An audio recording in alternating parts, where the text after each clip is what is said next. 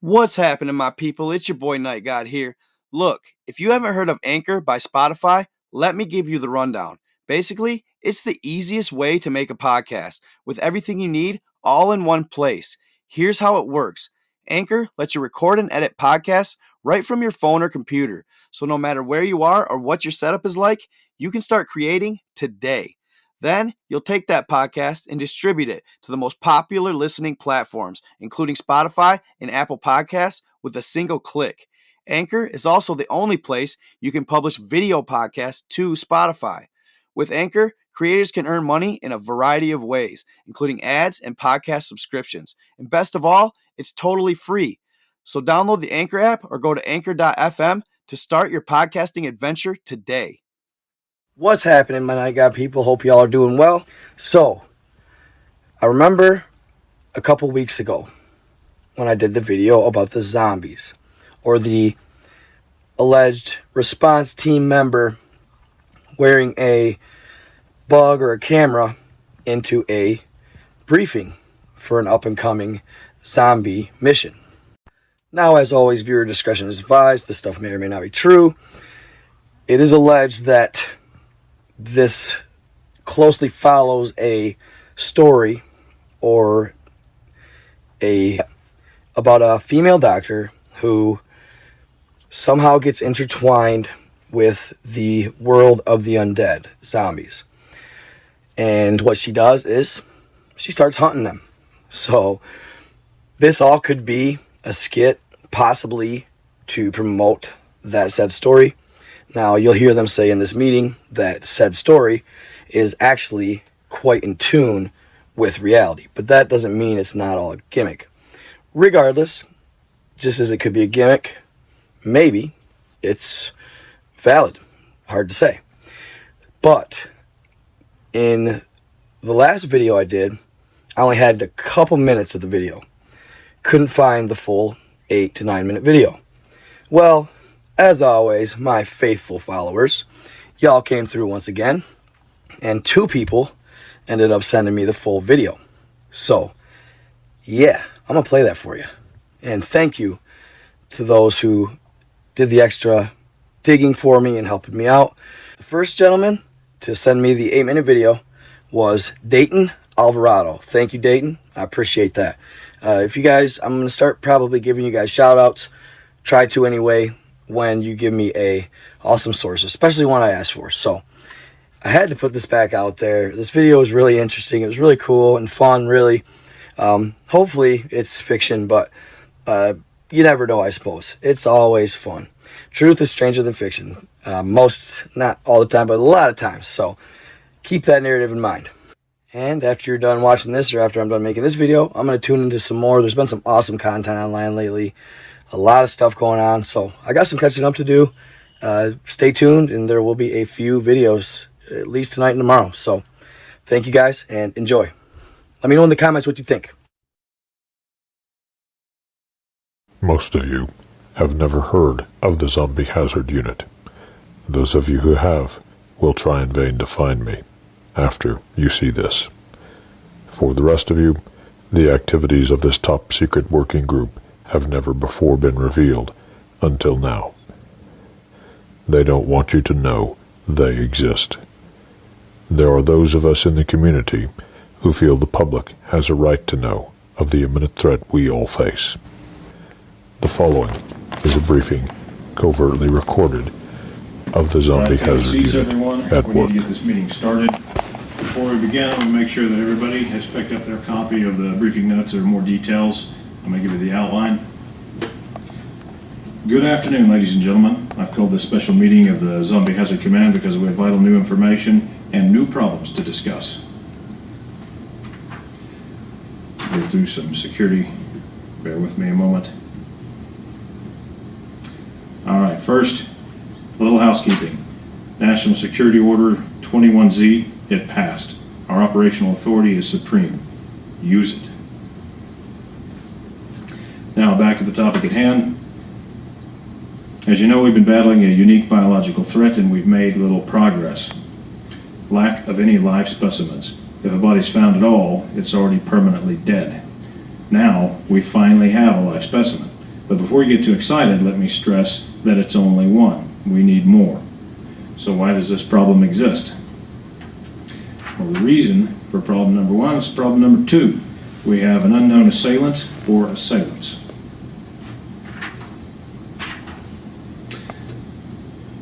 Unknown assailant profile. We have no leads as to the identity of the assailant. Ballistics are untraceable. That's not exactly true. We do know at least most of the time they're using Z-Max ammunition. Weapons in use are 9mm, .45 caliber, and edged weapons. Probable gender, male. Body type, they're strong, muscular, athletic. They're well armed and well trained with munitions. They have a possible military or police background, and they're probably skilled in a variety of martial arts to include hand-to-hand combat. If you're on scene, look for someone fitting this profile. Apprehend if possible, eliminate if necessary. For you jokers out there, I know this describes everyone on the Z teams, so know your team members. Alright, y'all, so I'm going to chime in throughout this video and kind of give my input. So here they're talking about an unknown assailant. So they didn't really exactly specify, but I'm guessing that it's either the person behind the zombies or our rogue zombie killer who's allegedly possibly a doctor, but I've heard that she was female, not male, but it's hard to say. We all know that with government, regardless of whether or not this person is helping them get rid of the zombies, they would attempt to apprehend that person for questioning, etc. It's kind of like the vigilante justice thing. They just don't really like vigilante justice. So, assuming that this is all real, or in the scenario that it is real, I picked this up as they're like a underground hero, not necessarily the person behind these zombies. But let me know what you think. Up that they also talked about possible specimens to run testing on. They hadn't had any, but now they got one. Problem number three, identification of infectious agent. Here's where it gets interesting. We now have research notes from a top U.S. scientist who is intimately familiar with a zombie infection. He studied both the pre- and post-mortem zombie condition before PD. He has identified and named the virus, Cryptonecrophagia vulgaris. Cryptonecrophagia vulgaris. Now that's a mouthful. CNV. It's a retrovirus, and there's no cure. This scientist's notes indicate prions may also be involved in the infectious process. However, at this point it remains unclear what, if any, role they play. Remember the single life subject I mentioned earlier? Unfortunately, the subject and scientist are one and the same. We do not know how much time he has left before he's no longer of any use, except perhaps for dissection. So there you have it. Somehow the doctor that was intricately studying it either contracted it or did it to himself, who knows, for the sake of the study. Hard to say, probably most likely contracted it. But he is also the specimen, and it sounds like his time is running out.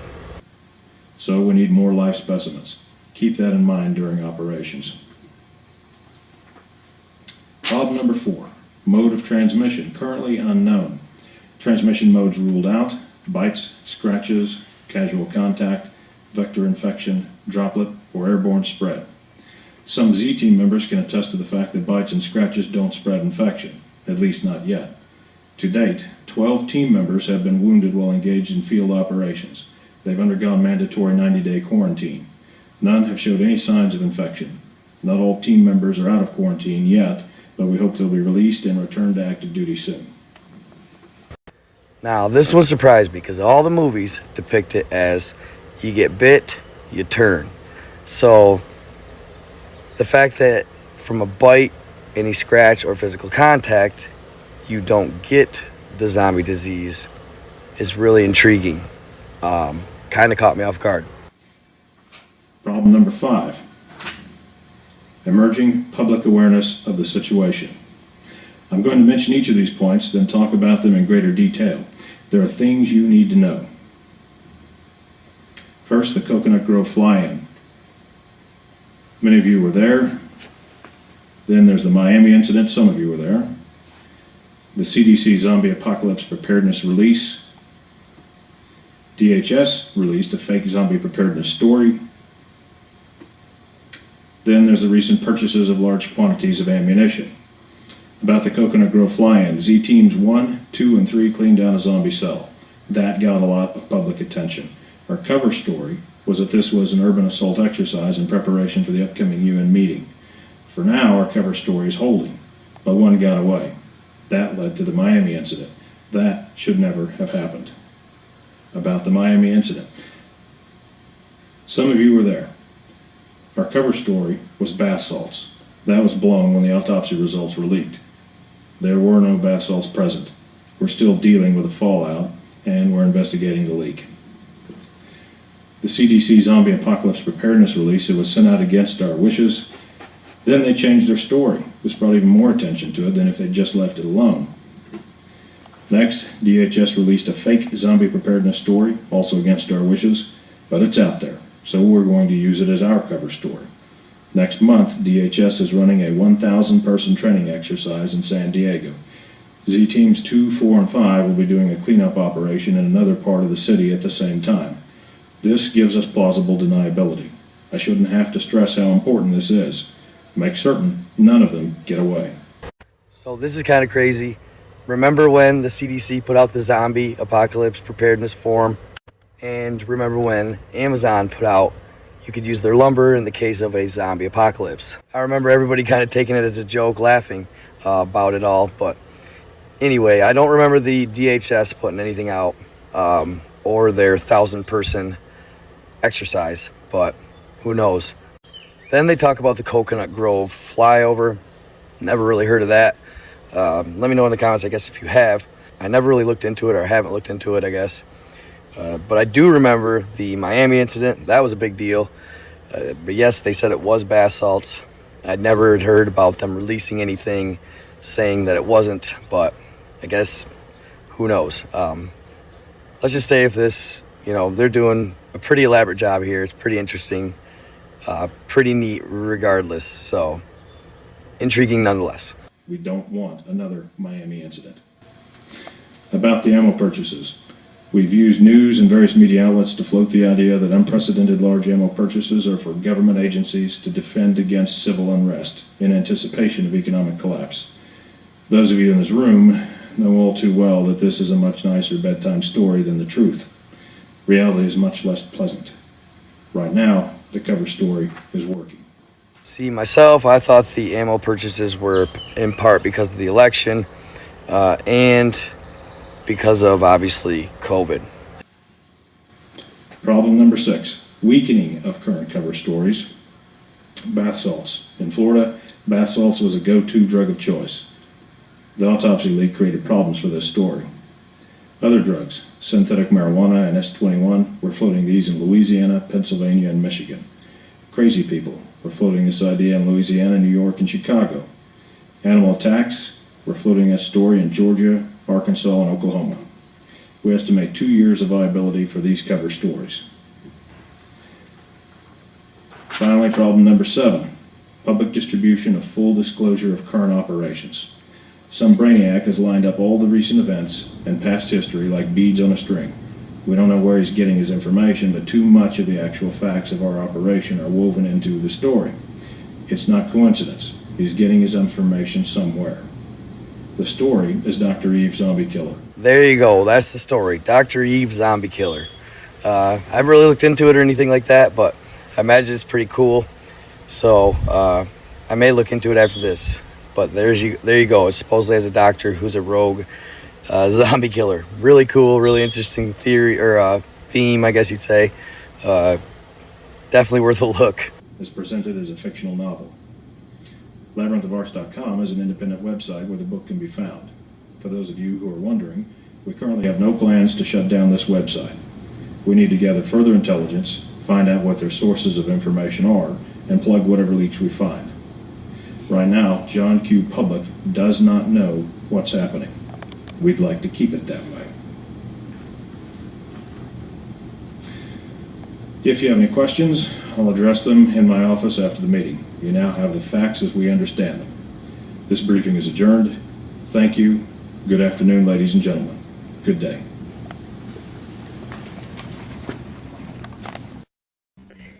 Many risks have been taken to bring this information to light, but there are those of us in the community that feel it's worth the risks. We believe the public has a right to know what's going on and how it's being covered up.